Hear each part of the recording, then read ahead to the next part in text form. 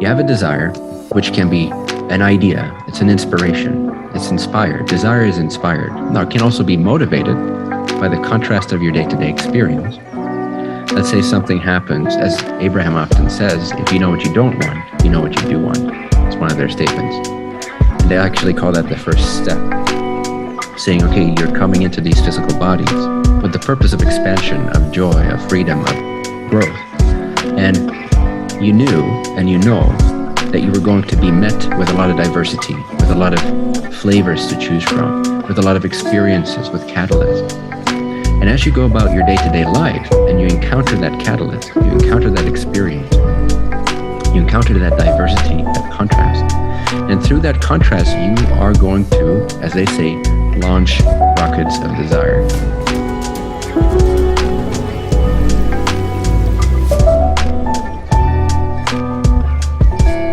Welcome, everybody.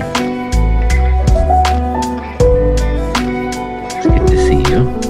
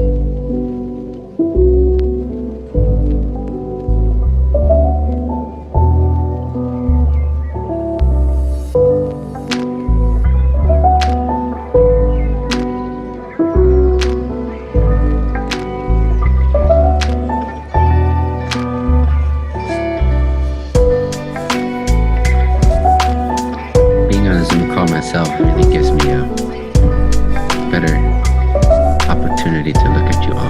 This is wonderful. As opposed to being in the room. Give me a thumbs up if you can hear me. Cool.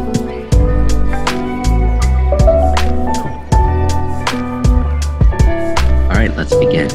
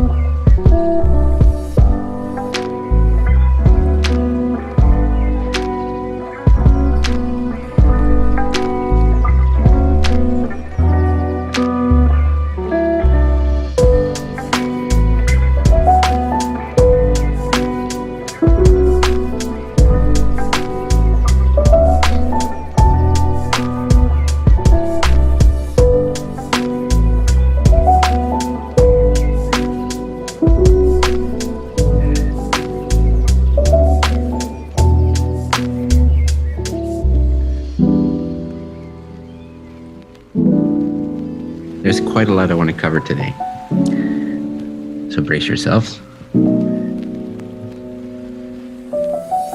Probably break the session in two portions and give you some opportunity to ask some questions for clarification as well. Like I said in my little theme post, for those of you who are familiar with Abraham Hicks' teachings, a lot of this will be an explanation of that, at least from my view. So for those who are not familiar with that, they're most known for their slogan of the law of attraction. But again, there is a proper way to understand all this law stuff, and there is a very partial way to understand it. And for the most part, I think the real understanding of what is meant from their point of view is missing. And it won't be only about that, but it will be a big component. So I also want to credit their teachings. So Esther Hicks is the channeler of entity or group consciousness that calls themselves Abraham. And and they address certain concepts that, if properly understood, if understood in the true light of things, it can be incredibly powerful, freeing, liberating, and make a lot of sense out of your life, as well as aid and assist us as a group, which is the next level of that application, in the manifestation of what I've sort of symbolically been referring to in the last few days as Shambhala. But it's not really a different word than, or it's not really a different concept than No Limit Society, or at least an aspect of No Limit Society, the manifestation of that going forward.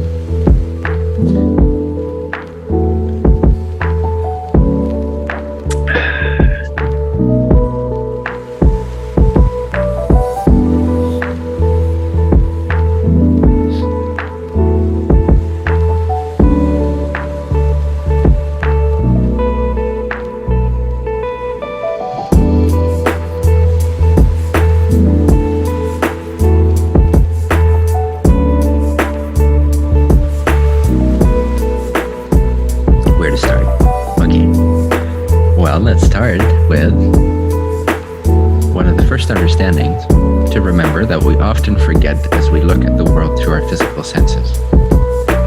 Oh, by the way, I'm also going to bridge the whole enlightenment teachings with this particular component of that, and to generate greater blendedness or non-separation between the understanding of what we are beyond the individual and a timeless, eternal aspect of ourselves, which is what enlightenment is mostly focused on.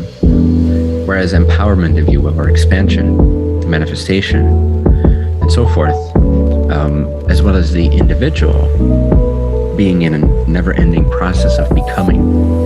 So is again, that balance between being and becoming, and how to understand that in a way where experientially it's no longer separate to you. It's actually the same one flow of being and becoming. So first of all, everything that we tend to forget this, but everything is based on vibration or frequency. We've all heard this before, but again, it's very tempting to forget this when you're eating an apple, or when you're in an argument with your spouse, or when you need to pick your kids up from school and you're half an hour late and there's lots of traffic. It's challenging to remind ourselves, to really see. We can remind ourselves conceptually, but often we don't even do that, right? But it's another thing to really see it as frequency, to really remember that it is a vibrational game that's being played nonstop, moment to moment, breadcrumb by breadcrumb. So I want us to remember right now and feel into the fact that everything is frequency.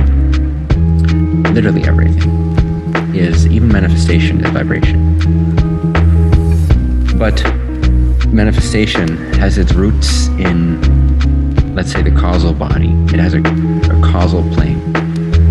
First, it has a cause. It has a seed. It has an idea. It has a desire.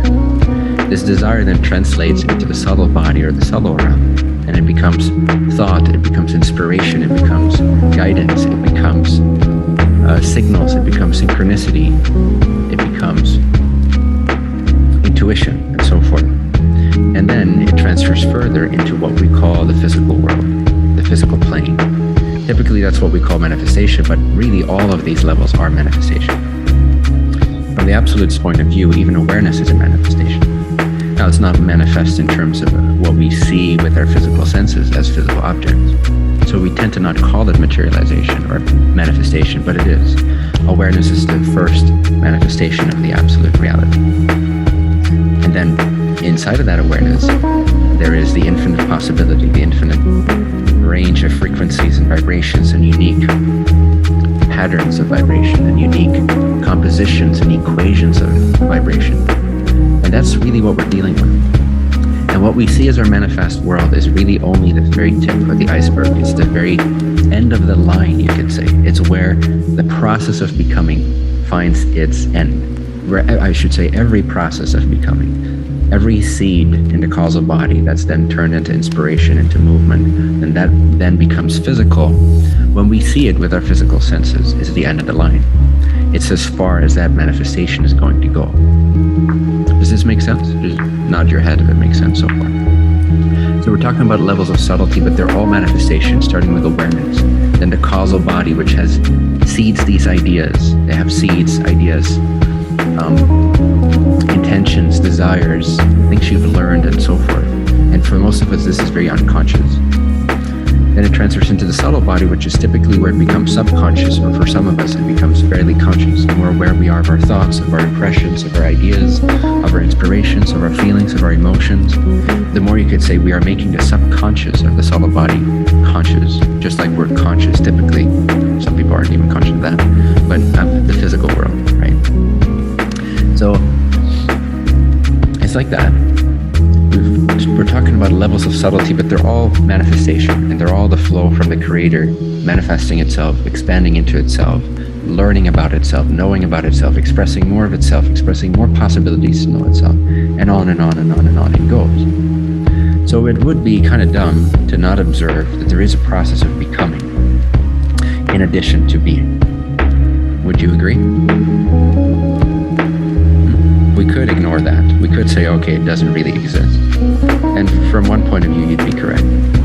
But from almost every other point of view or level of experience, it would be kind of a denial of what's so obviously happening all the time, which is the process of becoming. So, everything is frequency.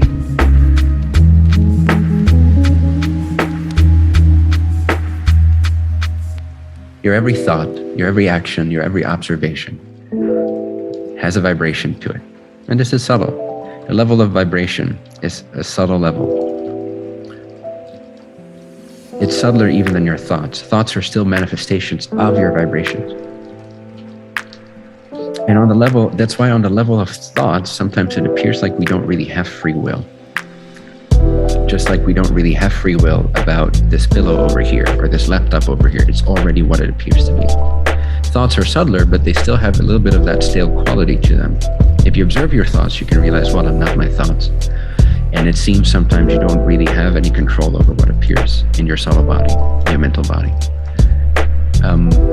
However, these are manifestations of your vibration as well. Whatever vibration you are tuned into, if you view yourself as an antenna for a second, your body, your mind as an antenna, like a radio that's tuned into some frequency. And whatever you're tuned into, you are also broadcasting. You're also radiating. There's no way around it. Whatever you're tuned into, whatever you take the shape of, whatever you take the frequency of, whatever you feel, whatever your state of being, morphs itself around. Whatever frequency it is matching, it is then also sending out a point of radiance, which also operates as a point of attraction. So here's kind of where we start getting into the law of attraction, as Abraham Hicks or Abraham calls it. So the idea being that nothing really is assertion-based, but that everything is attraction-based. This is another way of saying you aren't really a doer, but you are a creator, or you are a radiator, or you are an attractor, or you are a being. But through your beingness, depending on what frequency you take on, your radiance, your point of attraction is going to shift. What you're sending out is going to shift. And based on what you're broadcasting, what you're radiating, your dreamscape, your landscape and consciousness is going to reflect that with the subtle body first, and then later on with the physical bodies. When I say body, I also in this case mean the plane, the physical plane. You could say, okay, you have a subtle body and there's a subtle plane of existence. And there's a physical body, but there's also a physical environment or plane of existence, which you call your world, the world of your senses and so forth.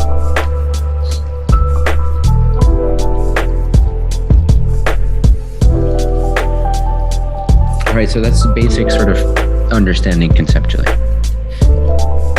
Now to get into the more important aspects of this. One thing I want to clarify is desire.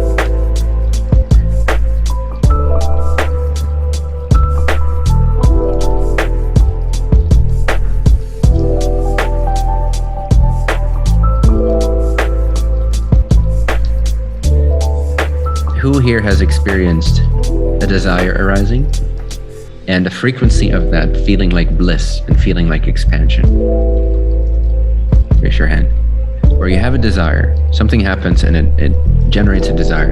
And as soon as you have that desire, it lights you up, it expands you, you feel filled with bliss and with joy. Huh? Have you ever had that? Cool. And who's ever had a desire come up and it comes with contraction and it comes with pain and it comes with craving and it comes with frustration and it comes with perceiving it to not be here? Raise your hand. Right, so often when we talk about desire, that's what we're talking about. But I want to clarify that that's not actually what desire is. So desire is, true desire is bliss. It's literally you doing your job as an extension, as an expression of the one infinite creator.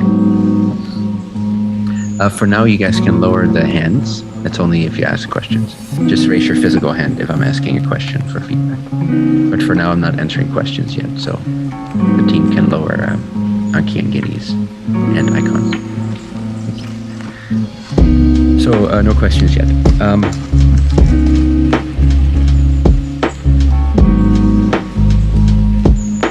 What we often call desires, or when we say, okay, desire is the root of all pain, right? That's one of the spiritual statements, a lot in the Enlightenment teaching. It's really a misunderstanding, and I've addressed this many times before in different ways, where I said desire is not the problem, it's the lack of belief. It's the lack of vision, it's the lack of possibility that you project that generates suffering. Desire isn't actually a source of suffering. It's how much we oppose that desire that generates the suffering. So if you have a desire that's unrestricted by thoughts, that's unrestricted by limitation, that's unrestricted by lack of beliefs, that's unrestricted by what you believe is possible or not possible, reasonable, not reasonable, doable, not doable, what you believe you're worthy of or not worthy of, before it reaches the domain of the mental body's self-doubt, before it's personalized, desire itself is actually the expansion of creation. It's actually fulfilling the core desire of the one infinite creator to know itself. That's what desire is. So there's a distinction to be made between desire and craving. And it's very important to keep those distinct. They're very distinct things. Craving is what occurs when you resist a desire. It's not desire itself. You have a desire, which can be an idea, it's an inspiration, it's inspired. Desire is inspired. Now, it can also be motivated by the contrast of your day-to-day experience. Let's say something happens, as Abraham often says, if you know what you don't want, you know what you do want. It's one of their statements. And they actually call that the first step, saying, okay, you're coming into these physical bodies with the purpose of expansion, of joy, of freedom, of growth. And you knew and you know that you were going to be met with a lot of diversity, with a lot of flavors to choose from, with a lot of experiences, with catalysts. And as you go about your day-to-day life and you encounter that catalyst, you encounter that experience, you encounter that diversity, that contrast. And through that contrast, you are going to, as they say, launch rockets of desire. That's one of their other statements. So as you know what you don't want, you know what you do want. And another way of saying, when you know what does not resonate, what's not why you're here, you also begin to know why you are here. So it's also a clarification. Every time you launch a true inspired desire, it's also a clarification of why you're here and who you are and who you are meant to become. What is your process of becoming? What is, in a sense, in your blueprint? What was your intention before you came into these physical vehicles? What was/is your intention for being here? And through the contrast, you sift through that, through your day-to-day experiences, and you become clearer and clearer and clearer on what it is that you are, who it is that you are, who you are here to become, and what would expand upon the universe in the most glorious possible way. What would expand upon the one infinite creator's desire to know itself in a way that's uniquely channeled through your unique fractal of this infinite creation. So desires need to be understood and valued in a new light if we want to take this to the next level, if we want to take our creatorship to the next level. We want to take our self-knowledge to the next level. So far, does this make sense? Just nod if it makes sense. All right. So ironically, okay, suffering actually happens when you don't act on your desires. And when you don't act on your desires, it's not even so much about acting on them, it's more about aligning with them, agreeing with them or not agreeing with them. When you disagree with your own desires, when you put lack beliefs in its way, this is when you contract. This is when you cut yourself off from your true self. This is when the emotional guidance system starts kicking in, letting you know, you're believing something that your inner being doesn't agree with. You're agreeing with something, you're perceiving something in a way that God doesn't perceive in that way, and your unique blueprint doesn't match up with in that way.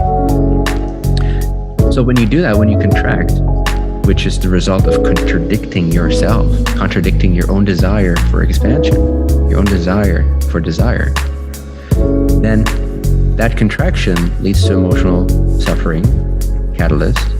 And if that is not properly addressed quickly enough, it turns into frustration, it turns into depression, it turns into cravings. So cravings are desires that you've disagreed with that then turn into cravings. So cravings are like the evil little brother, if you will, or sister of desire. It's because we've distorted desire. So desire plus lack and limitation breeds a whole new category of desire, which would be more accurately called cravings.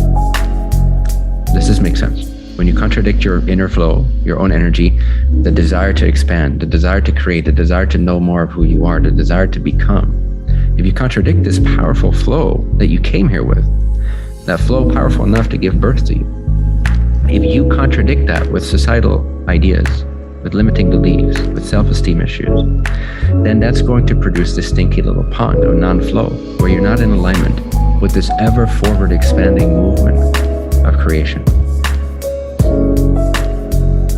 And then the result is you're going to be filled with cravings.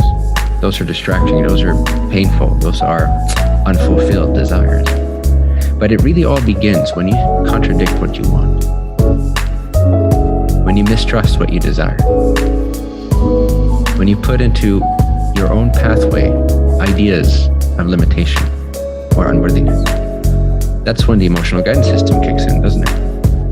Right away. So I want us to reappreciate desire as the blissful energy of expansion, of the creator coming up with an idea about itself through you, through your experience with the contrast of everyday life. And in contact with that contrast, it launches a new idea. That literally, energetically, immediately, that's already the expansion of the universe right there. When you figure out what you want, when you figure out what's true for you, when you figure out what you desire, when you figure out why you're here, even if it's just a small moment, something happens, you don't like it, and therefore, you're producing more of what you do want. You're adding to that field, to that vortex, as they call it. The clarity, the statement, the declaration of your expansion. You are expanding through knowing what you don't want, and therefore automatically knowing what you do want, even if it's not fully conscious. So that adds to this vortex. And it actually, a couple of days ago, I went deeply into this, and I actually had direct experience of an as the vortex, as they call it. So not just hypothetically or conceptually or intellectually, or even as an intuition, but I actually was what they call the vortex. But I'll get to that in a little bit. But basically, you cannot contradict this energy unless you want to suffer, unless that's your idea of expansion, going against everything. But even that is part of the expansion. There's literally nothing you could do that could go against this movement. There's literally nothing you could do that could go against this flow.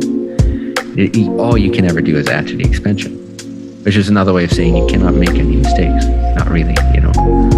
And it's also another way of saying that all is well.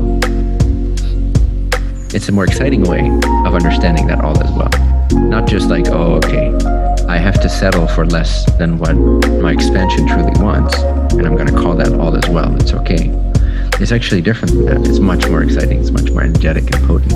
It's much bigger than that.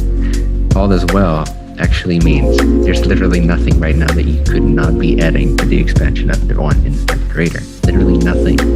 There's nothing you could think right now that you could do. Even your contradictions to yourself, to your own inner flow, are adding to the expansion of the universe. They're adding to the points of view that the creator has of itself. You are constantly adding to the expansion. From this point of view, also, nothing could ever go wrong. You see, nothing could ever go wrong because there's no exception to everything being added to the swirling, expansive expansion of the one infinite creator's knowledge of itself.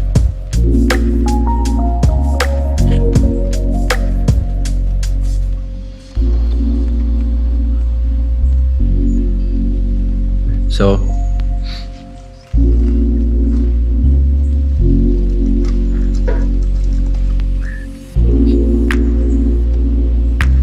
I mean, that's power you can't buy, my friends. If you're tapped into that, that's faith. It's another way of saying faith. And what I often call faith, Abraham tends to call the receptive mode. So let me try to draw this a little bit for you guys. It's my portable whiteboard. For now, it'll have to do. This is very rude, crude. Maybe it's rude too, I don't know. A very crude drawing for now. Maybe we can optimize it later on, but just to give you an initial visual idea.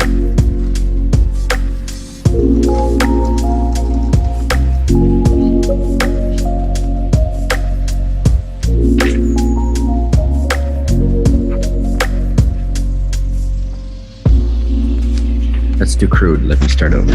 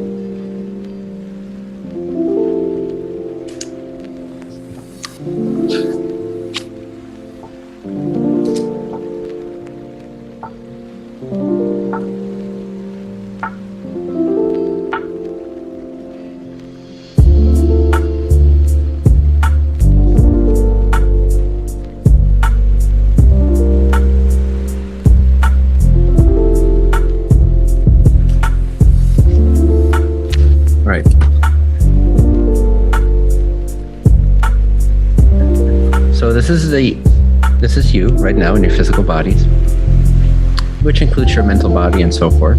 So it's more than just physical, but this is you as a mind-body-spirit complex, let's say. This you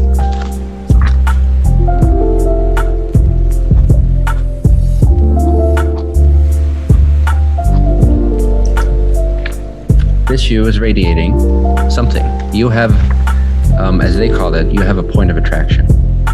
You have a point of radiance. You have a certain frequency that you're constantly sending out. Right now, you're sending it out. Right now, you're of a certain vibration that you're sending out, and it's determining in what fashion, in what way, in what patterns, the energy of your dreamscape inside of your consciousness is appearing as, is flowing as, how it's showing up. Now, when they say get into the receptive mode, so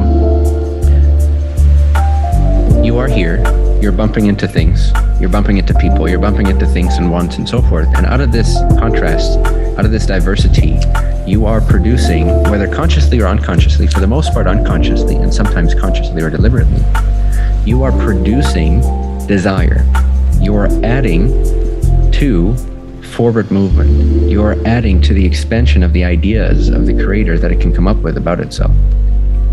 Now, all that, everything you're doing all the time, your desires as they are birthed, or as they say, when you're launching rockets of desire, they are all added to what they call your vortex. It's a vibrational reality.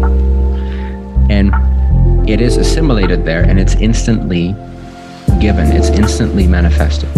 Meaning, whatever you truly desire in any moment is instantly assimilated here. It's instantly taken care of. It's instantly manifest, because this is a timeless realm from our point of view. Compared to our point of view, it's a timeless realm. It's ever expanding, but it doesn't operate in time. It doesn't operate through physical laws and so forth. So Abraham often says, ask and it is given. Not ask and you shall receive, but ask and it is given instantly, immediately. Whatever you're asking for is instantly given. However, from this point of view, you're not going to experience that immediately. You're not going to experience what you've just been adding here and what's been fully assimilated for you instantaneously by this infinite intelligence. Perfectly assimilated. You have a desire, boom, it's perfectly assimilated. It's right there. It's a new vision the creator has of itself. And it's exciting. That's why it is a desire. It's a desire because it's calling you forth towards that now. You've birthed an idea, you've birthed a desire, and this desire, this magnetism, this excitement is now calling you into becoming that. You've birthed a new idea on behalf of the creator of what it could be. And you are now adding that here to your magnetic true north, and that magnetic true north is now going to pull on you. It's now going to call you into becoming that. You're already perfect being. It's already perfectly established right there. But now there is that process of becoming it. And this is where the cravings come in. So you've launched a desire that felt exciting to you the moment it arose for you. It felt clear. It felt like, that's what I want. That's who I am. That's what I'm here to become. But since it's here and it doesn't show up immediately around us to our physical senses, we start producing lack beliefs. We start resisting this pulling forward. We start contradicting that true desire, that magnetism. Does this make sense? That is the contraction. That is the emotional guidance system. As soon as we contradict what we've put in our vortex, as they call it, and I don't mind calling it that for this session, just to keep it clear. So let's call this vibrational reality your vortex. And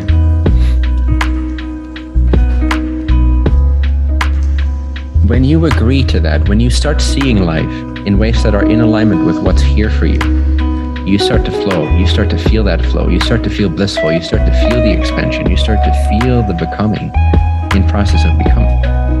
And it's exciting, and it's delicious, and it's blissful, and it's juicy, and it's powerful, and it's freeing, and it's liberating, and it's expressive. So when you contradict it, though, as you know, I've talked about the emotional guidance system many times in different contexts, then you're keeping yourself from the expansion you created. You're saying, okay, yes, I've added to creation, I've added to the ways in which the universe can know itself, but now I'm not going to become that.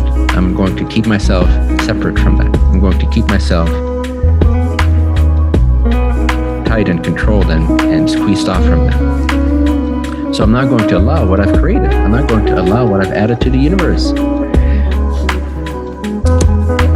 And so when they say get into the receptive mode, that's then the next step. So they have a few steps as well. So the first step is contrast. Through contrast, you birth desires. You birth who you want to be. So by knowing what you don't want, immediately, whoop, you are pinging. You're sending a rocket of desires, they say, into this vortex. And it's perfectly given. That's step 2. It's given instantly. You ask, you desire, and it is given. Step 2. You don't do anything with that. That's just the mechanics of infinite intelligence. The moment, because you are free agent of the creator, remember. So whatever you decide, whatever you determine is best, whatever you come up with, whatever desire is birthed through your experience, on behalf of the creator, having an experience through you, it's immediately added to the field of timeless infinite intelligence. And now it's assimilated in this vibrational reality called the vortex, or they call it the vortex. And it's right there for you. It's right there. It's accomplished. Whatever you truly desire is right there. It's accomplished. Now the third step then is to get into the receptive mode, which, and again, I can come up with a better drawing, but just for now, It's kind of like the open crown chakra in some ways, you could say. It's like going to this state of reality or experience where you are not contradicting anything with your thoughts. You're not contradicting what you've just determined is true about reality. You're not contradicting how you just expanded upon creation. You're not contradicting your own desire that's now, out of this timeless point of view, calling you forward into becoming that on all levels, also in the manifest world.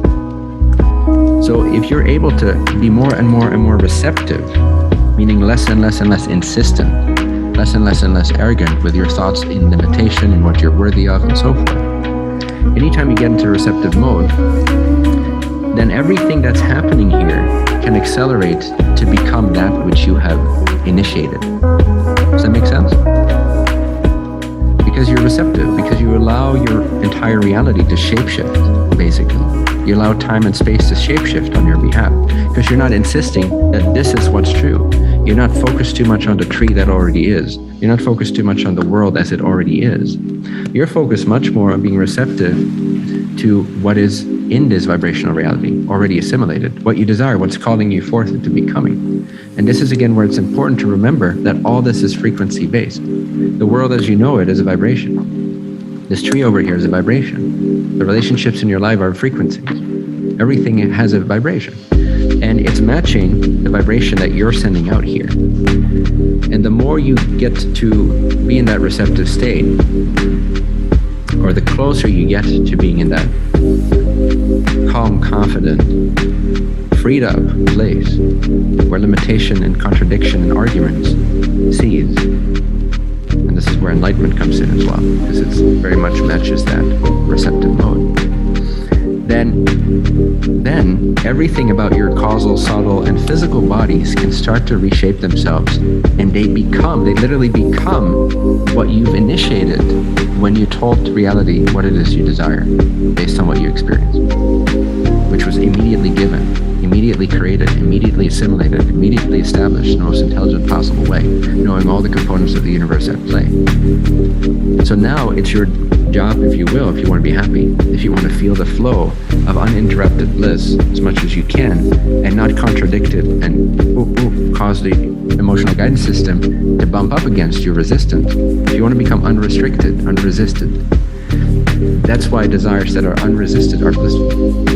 Whereas desires that are resisted is literally you going against the calling yourself forth into becoming. And so now you're creating ideas and obstacles that are of a vibration that don't match what you say you are, that don't match what you say you have become. The moment you desire something, you have become that. You have become that desire. You've become that version of creation. You've become that expansion of the one infinite creator. That's now your duty. That's now your honor. That's now who you are, because that's what you said. So someone punched you in the face, and you knew in that moment, I want an easeful existence. I want a harmonious existence, because it didn't feel good. In that moment, you became a harmonious existence, free of violence. But now, if you keep observing, if you keep tuning your vibration to all the violence in the world, you're going to keep attracting, creating that reality, and you're going to keep yourself away from what you say you have become. So you're actually falling short on your duty / honor to stay true to your word. Every desire you launch is a word. So then in the world of honor and duty, it's your duty and honor to be true to what you've become and not pretend like you're something else. And the way to do that is to adjust your frequency to what's now already established, what you have already become in the timeless vibrational reality, and align with that so that it can begin to reshape your manifest reality in a way that matches what you are. So for several reasons, I felt like digging into these teachings again over the last couple of weeks. It's been very helpful for our mission as it's been calling us forward, and we've been doing this with a group. So as I tuned into this more and more and more, I reached a certain culmination a couple of days ago where, for the most part, I've been exercising this and distilling this from the point of view of more of a bubble reality of what it's like to be a person. because that's one of the most helpful ways to dig into something, because that's what everyone's doing, and that's how to distill teachings, is to enter that bubble. So we reached a certain culmination in our process, in our vibrational journey, where suddenly this bubble opened up for me, and I was in this receptive mode, but it's kind of beyond even the receptive mode. It's like the ultimate receptive mode, which mimics higher states of awareness and enlightenment, where there's just this indescribable calm, vast spaciousness, a sense of infinity, and nothing really seems solid or to register or to affect anything. It's like this constant timeless. Now, it felt calm, and it actually felt in some ways less exciting than taking on this role and launching a rocket of desire and attuning to that possibility. There was more excitement in that. Whereas here, there was like a perfect calm about the whole thing. But I knew it wasn't the end result. So as I stayed tuned into this calm state in relationship to this which I've been distilling, something happened, which is it opened up like a back door. It was similar to going into the absolute or going into a higher state of consciousness. And I started becoming the vortex itself. And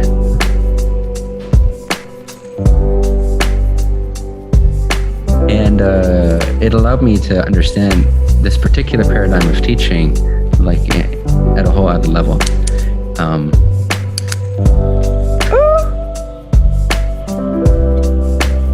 Basically, I was chilling with Abraham directly, as this is what they are.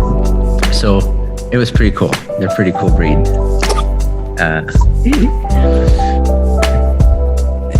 And I can't, as with all these things that transcend the mind and the body and the senses, it's impossible to describe accurately.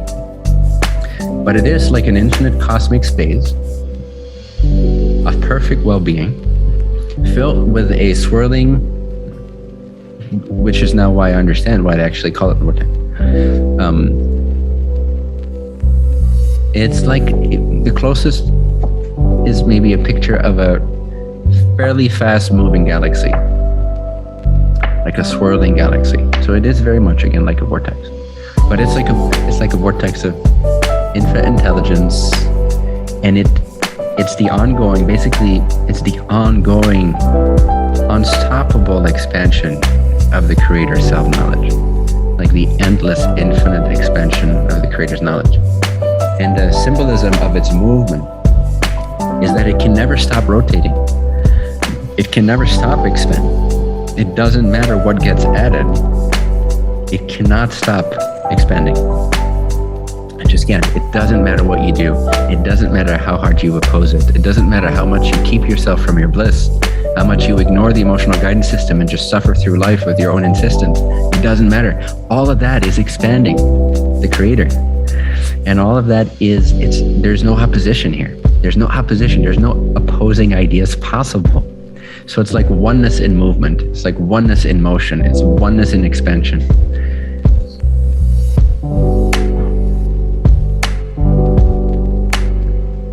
And if you can tap into that,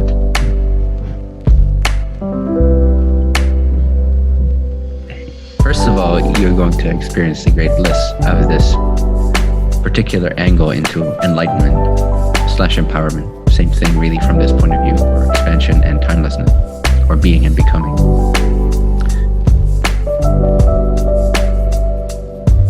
And it gives the person, although it's transcendent to the person, but you could say it gives the person a sense of confidence or faith or conviction that transcends all logic, that transcends all reasoning, that transcends all physical phenomena, that transcends all other laws, universal laws and so forth. And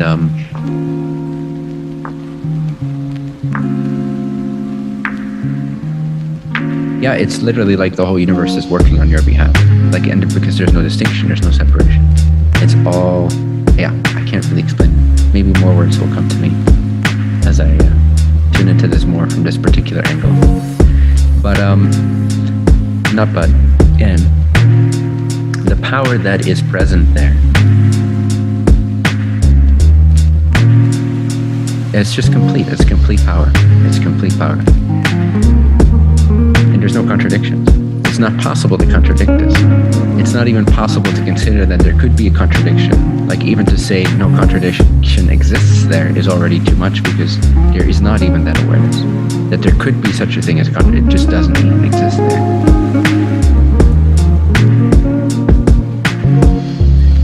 And if we can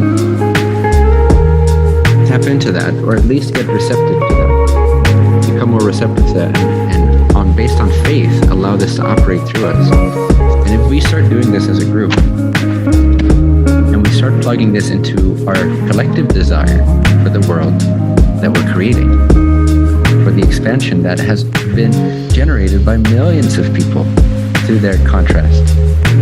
There's millions, if not billions, of people that know what they are wanting. And it's not warfare, it's not this and that, regulation, it's not the things that we observe in our physical world as it starts to collapse into chaos. But through that chaos, the chaos is beautiful. It's the expansion, you see.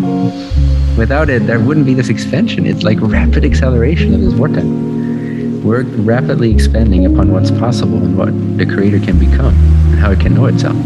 And all this power of this collective, because this vortex was also collective. It wasn't just my personal vortex. It was a collective vortex. And so this galaxy of infinite intelligence that's just perfectly organized, perfect knowledge, perfect timing, all the components are assimilated immediately. There's no limitation, there's no time. There's only one movement, and it's expansion. Even contraction of the universe at the end of its current theme is part of the expansion. There's no expansion and contraction. Contraction back into the one infinite creator, that reabsorption is simply the culmination point of that expansion, and it's births yet another expansion. But anyway, keep it more here and now. If we can plug into this, and if we can train ourselves to be connected to this, if we can start perceiving it, and maybe even have some direct glimpses of it, like I did, if more people can access this, there's literally nothing we cannot do. I'll tell you that much. And there will be a rapid acceleration in terms of the manifestation of Shambhala. At least with those that are magnetized towards that. And then it will spill out into outer peripheries where the vibration is less strong, but it still carries that frequency, where other people can catch up. It's like, catching the final vote. It sounds a little dramatic, but they can follow the breadcrumb trail at their own pace and still get to that symbolic Shambhala, which is simply a harmonized collective existence on planet Earth.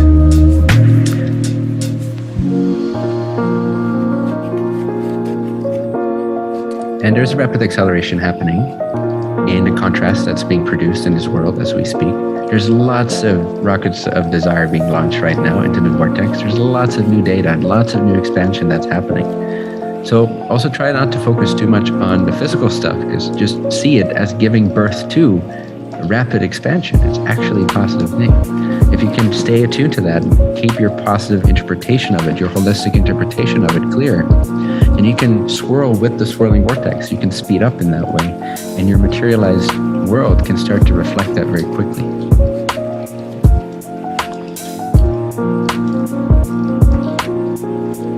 I'll get into some of the practicalities also of how to practice this with your individual life and desires right now where you're at, and how it can move closer and closer towards this potential.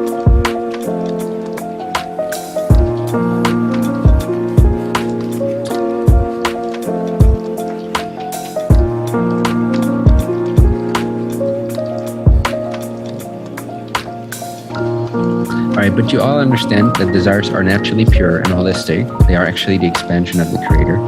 They are you fulfilling your duty, which is producing expansion. Desires equal expansion.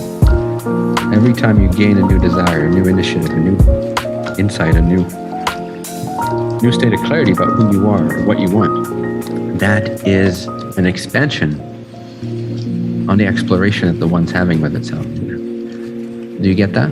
Does this make sense? So your desires are important in that sense, or they're valuable.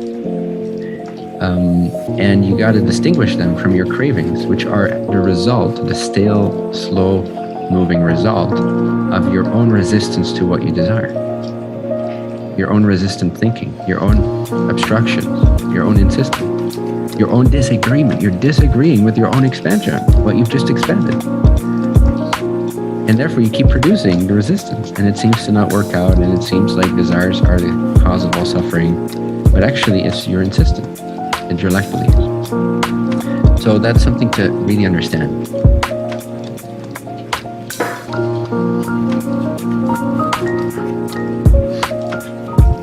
Okay, the following segment will be about what is the present, past, and the future. How does that play into this?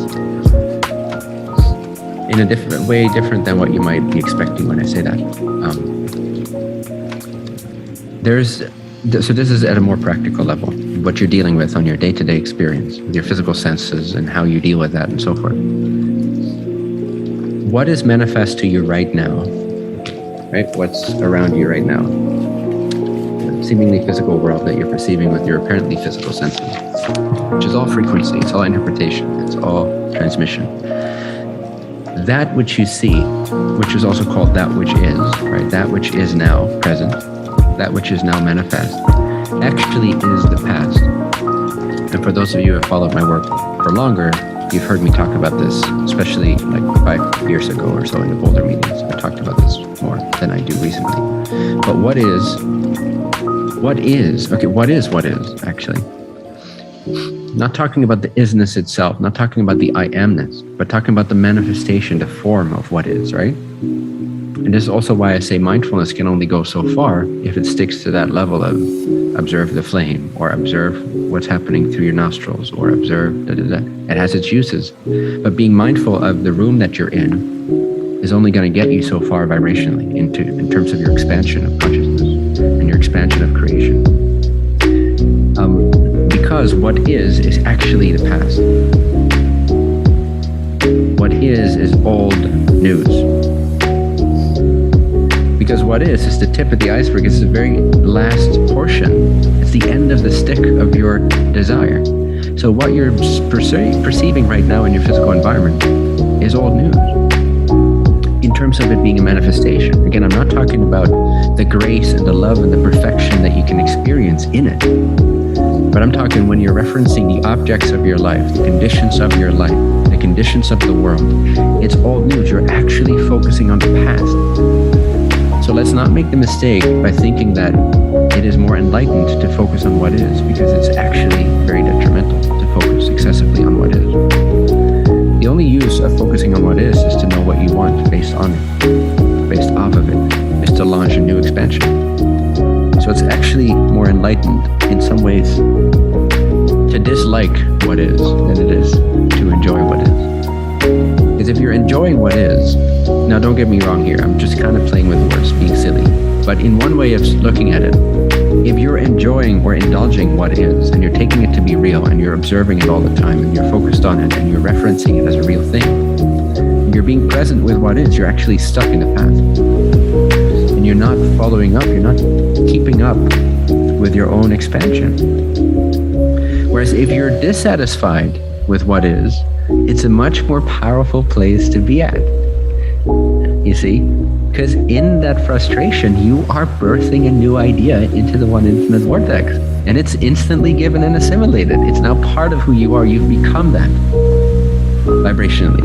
Now it's your duty as a person, so to speak, to adjust to that, to align to that, to let go of everything that's not that, to say yes to that. And the way to say yes to that is to not indulge in what is. Don't fact check your desires.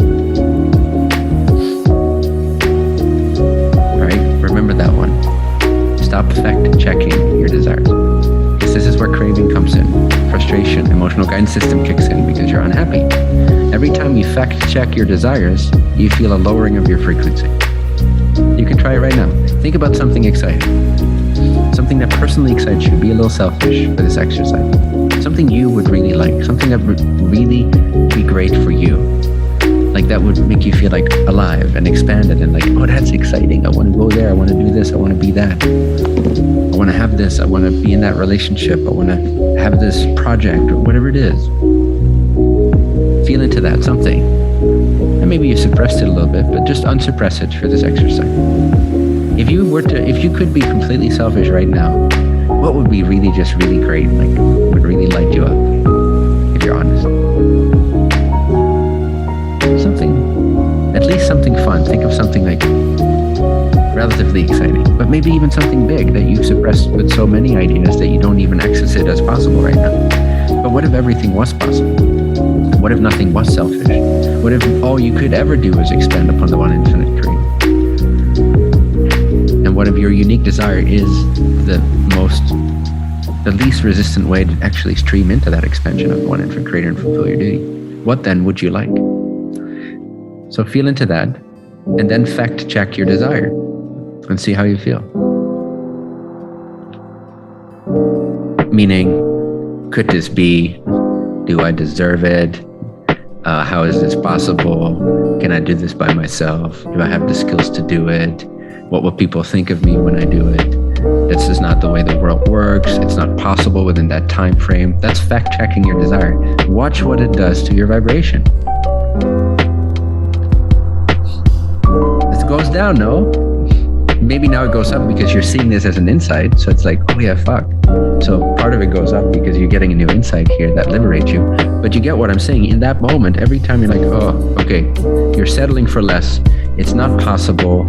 It's not doable. Maybe you think it's not respectful or it's not kind, which of course there's something to consider in that realm. But look at the limit. As soon as limitation comes in, you stop performing your duty and your honor of becoming what you say you have become at the highest level. You are contradicting the expansion of the universe. And even that's not contradicting the expansion of the universe. Even that expands on the universe. So you're really fucked. All you can do is expand upon the universe.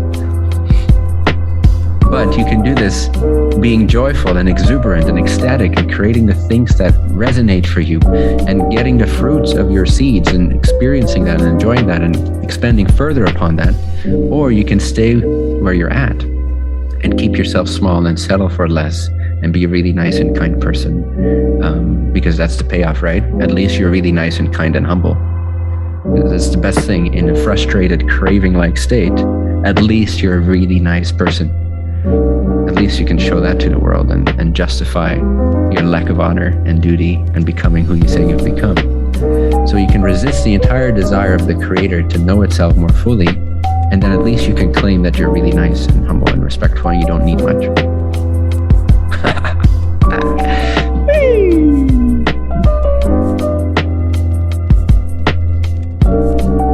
You think the creator ever thinks I don't need much? Fuck no. This swirling galaxy of infinite possibilities that cannot help but desire more of itself. God is a greedy motherfucker, my friends. It's absolutely greedy. Think about it. It's crazy, it's greedy, it's unrealistic. It does all the things you want to do but don't. And yet you are that. So you're playing a role here.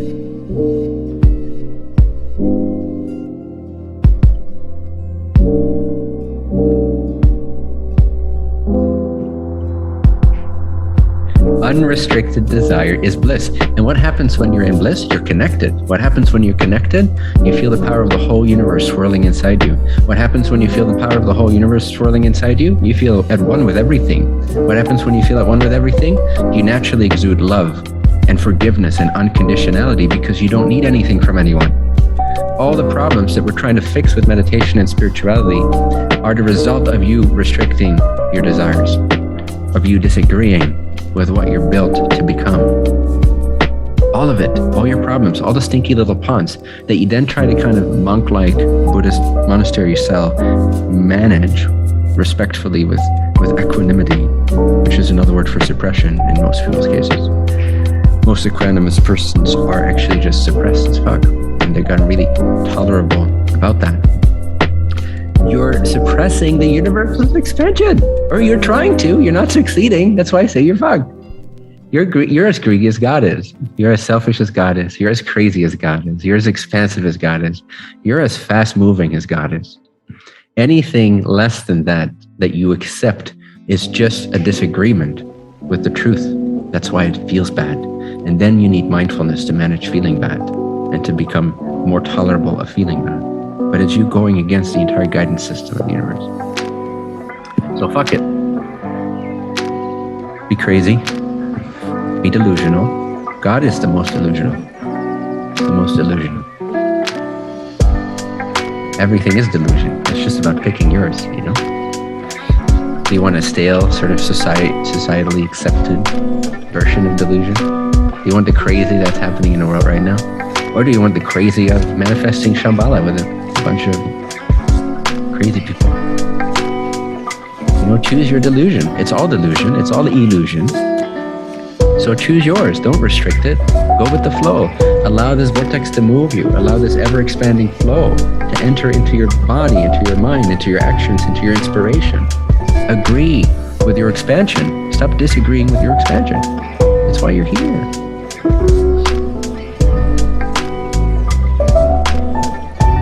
Fun, huh? All right, so the present is the past. And the future is actually the present. Because, and I've called this future presence in the past, and I'll call it that again because I think it's a fitting term. So future hyphenation, presence, future presence. To live in future presence instead of to living in the facts of what is. And there's a real art to this, to ignoring, and some courage required.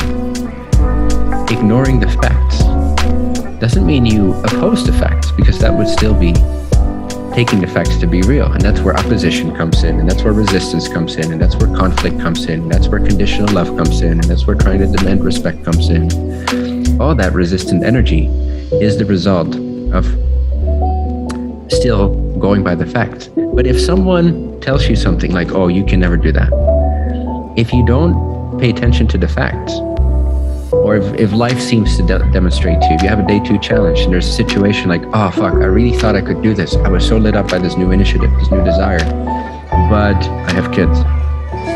Or, but I don't have money in my bank account. Or, but what will people think of me? Anytime you go there, again, watch what your frequency does. Watch what you're now going to perpetuate and attract and generate. You're not helping. You're resisting. You're struggling. But if you're unrestricted, if you're unresisted, then there is no need for you to impose on anyone else, or to try to prove the world wrong, or to try to prove the facts wrong. There's simply no need, because you're not focused at that level of what is. You're not fact-checking your desire. You stay true to your desire, which is what's calling you forth. You've already had the desire, or a lot of them. You're going to birth new ones, but you have a lot of expansions that are already awaiting you. So now you just want to stay true to that which you've desired into being. And now you want to align to that. And if someone tells you, no, you can't, there's no reason for you to say, yes, I can. Nor is there a reason for you to believe, oh, you're right, I can. Both of these are the dualities that come with fact-checking based on what is. But what is has absolutely no power. Nothing in physical reality has any power to prevent your imagination, to prevent you from living in future presence. And I say imagination, I don't just mean like, oh, imagine this, imagine that, although that's a component of it. But I mean, being in that state of conviction, of being connected to what you've already launched into this vibrational reality and aligning to that, staying true to that. It's another way of saying have faith. Someone tells you no, or something in your conditions of your reality appear to say no, you can't, or no, you shouldn't, or no, this or that, whatever the no or limitation is that's testing you. If you can keep focused vibrationally, and what you know excites you, and you can stay attuned to that, now you're going to really transform these conditions as they meet you one by one, as they're trying to kind of test your new resolve, your new intention, your new expansion. They're kind of like ways to allow yourself to really choose. Are you sure you want the next level? Are you sure you want to speed up? Are you sure you want to swirl around like a crazy person? Or very clear and calm and confident crazy person, by the way. Or do you want to submit to physical reality?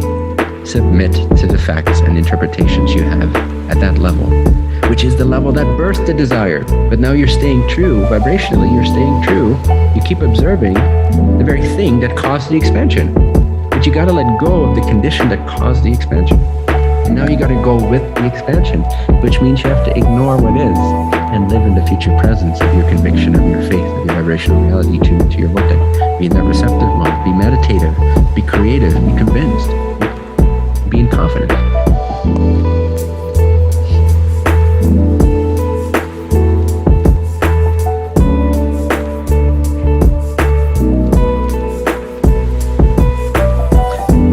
Which means you have to let go of the tempting habit to, again, fact check not only your desires, but also fact check if they're happening or not, or if you're worthy of them or not, or if they're manifesting them or not. Like, not be so dependent on the physical senses.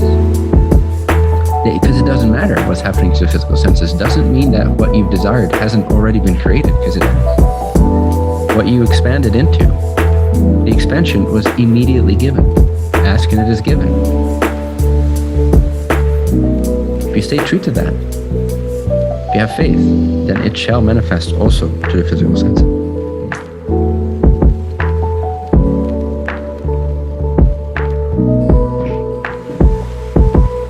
And this gives you so much more energy to be naturally in tune with appreciating all of creation, feeling the oneness of it, the harmony of it. It's very difficult to attain a state of oneness in your meditations if you're coming from a place of restricting yourself, your expansion, of being unnatural, basically. It's an unnatural way of being. So you have all these limiting ideas and all these arguments with your own expansion, the things you said you have become vibrationally. Going against that and then trying to mitigate feeling bad with meditation and trying to reach oneness and the pure I am and so forth, but without a holistic energy flow, is very difficult. Very difficult. Whereas if you're naturally expansive, you're naturally exuberant, and you're not just focused on getting the Ferrari, you've matured beyond that. You understand it's about raising your state of being. It's about becoming what you're meant to become, your blueprint, your expansion, and adding to the expansion of the Creator. It's about the never-ending journey of expansion. And if you can align to that, you can begin to agree with that, give yourself permission to agree with that flow, then suddenly you have so much energy, you've got so much clarity naturally coming to you because you're attuned, you're resonating with the whole of the universe, the wholeness. Then your meditations will come easy, they'll be energized, they'll be clear. There can be thoughts or no thoughts, doesn't even matter. Your thoughts will be of the highest nature. They'll be producing new universes somewhere.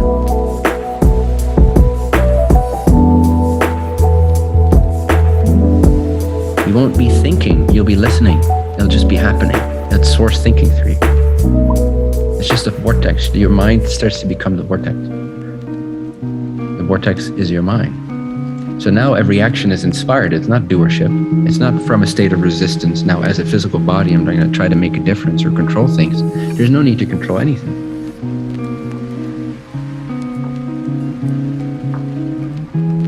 Only if you agree to the facts. Then the only way to be happy is to control things. But if you're aligned, and you all know this, moments of alignment, of exuberance, of bliss, of joy, of expansion, you have no desire to control anything or anyone. Because there's no doubt, because you're not fact-checking anything. It feels kind of like you're disconnected from the world, but in the most pleasant kind of way. You feel so clear and stable in yourself, not in the world, but in yourself. And the world doesn't even really appear in you. And in the enlightenment teachings, when we say things like, if you go deeply enough into the I, or the I am, or the pure awareness, the world starts to disappear. Or there is no world even. Or in the absolute, there is no universe whatsoever. There's not even a creator. When we say things like that, it very much matches up with living in future presence, becoming subtler and subtler in your frequency, in your faith, and allowing, being in agreement with the universe, more and more will you just experience the expansion. The subtlety, the calm, the peace, the love, the joy, the exuberance of that expansion, and less will you see the world. You stop agreeing with the world. You stop agreeing with other people, which are just echoes of your own mind, your own conditioning. And then you're free. Then you're flying high. And from your flying high, As Ra says to the disciplined seeker, everything is free and open. Meaning, ask and it is given. Have a question and the answer shall be there instantly. Everything is open and free to the disciplined personality. What does that mean in this context? It means you care more about your frequency than you care about the facts of this world. That's simple. Don't let physical reality distract you. It has absolutely no power to stop your future present. Absolutely no power.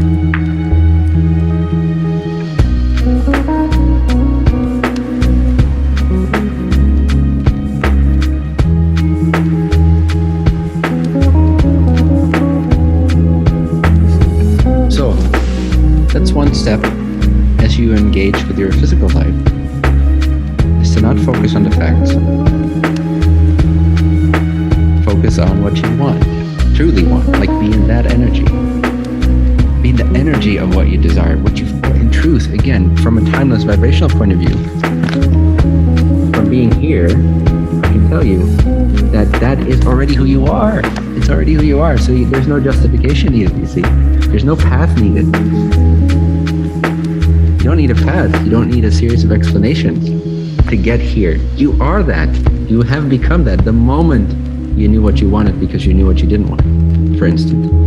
Or the moment you had a meditation and you connected to your source, to your blueprint, and it gave birth to this inspired feeling, this vision, this frequency that expanded upon the ways that the creator can know itself. And through your particular vehicle, through your particular participation as a co-creator, instantly you became that.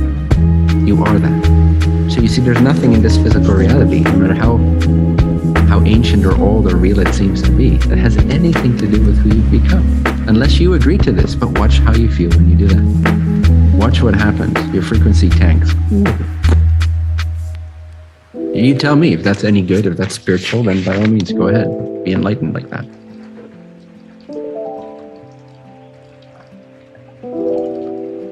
Be enlightened, resisting the universe. Resisting why you're here. Be a really nice person, by all means. Be really careful, mindful, composed, zen. Be really zen. Go ahead. Be miserable for the rest of your life. Go ahead. Oppose God.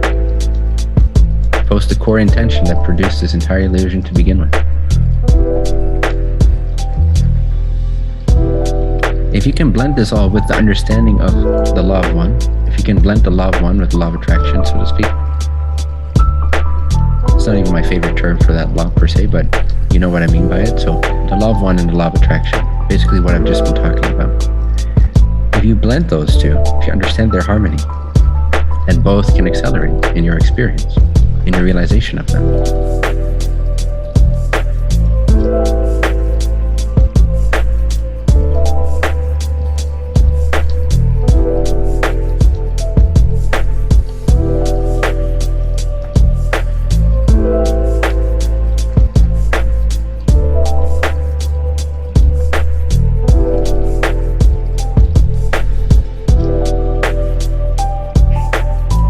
Feel the bliss of your birthright.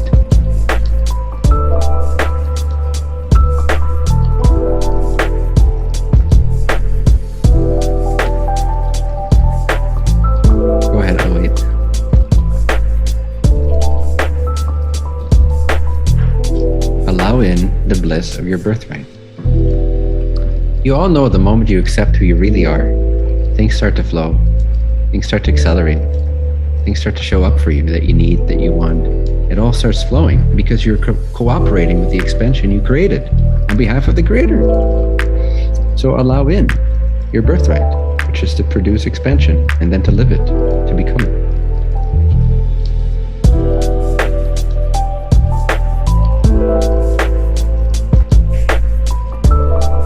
Believe in your desires, so you don't have to produce cravings or lack beliefs.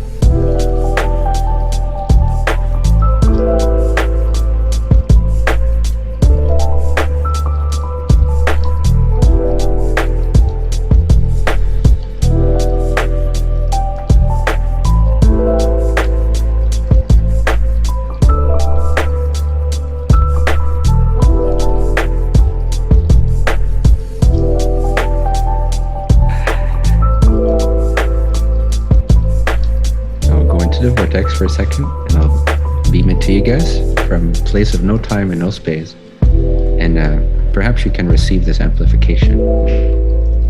Because also from this place, it's known that you can reach anyone at any time from any place, anywhere. There's no limitations like that.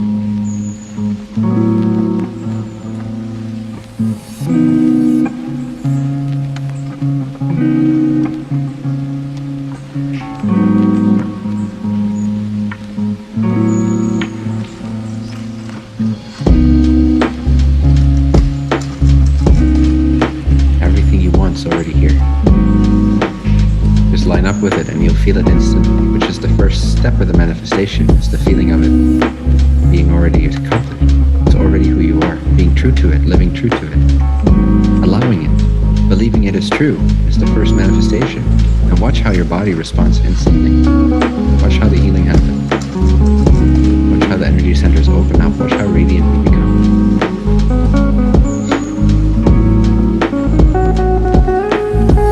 Then your manifest world will follow.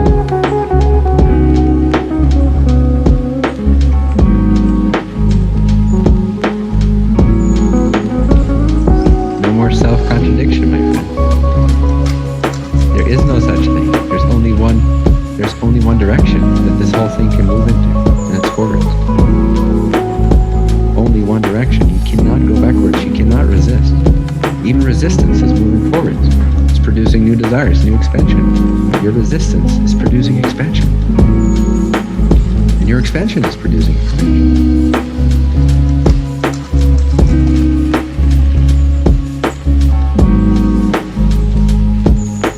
There's only one direction that all of this is headed into.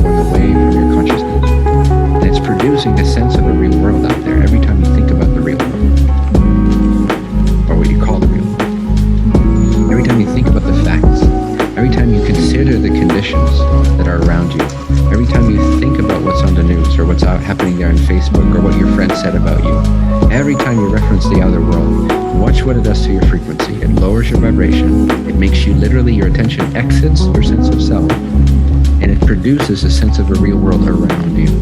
Watch for that, and then pull it back. Do the opposite. Go back with it. Close off your senses for a moment. Stop the senses, so to speak. Withdraw from the senses. Get your attention back to the being as the I am. And then allow in the expansion that you know there's no other way for the expansion but to occur.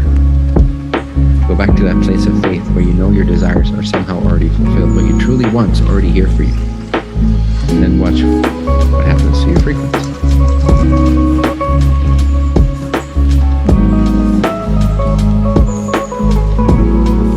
Get that distinction between referencing the world and the facts of what is versus ignoring it and staying in that more vibrational domain, that subtler domain of your imagination, of your future presence, of what you know is to be, of what you know you really are, beyond the illusion, beyond the veils, beyond people's opinions, beyond even your own opinions. And connect to that higher field.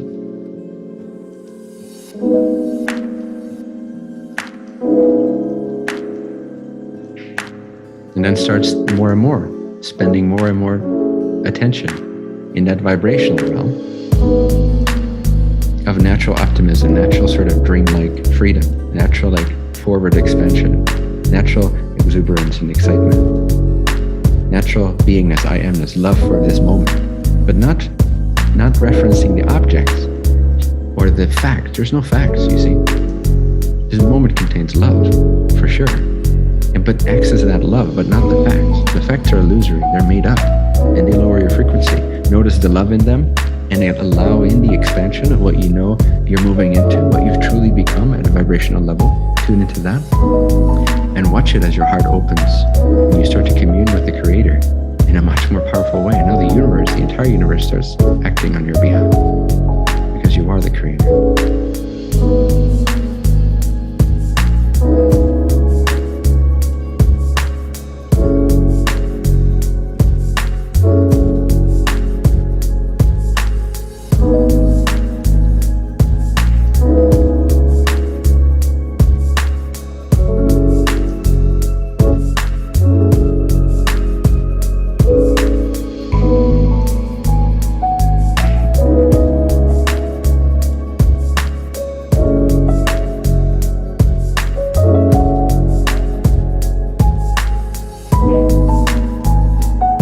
Cooperative component of the universe's inevitable expansion.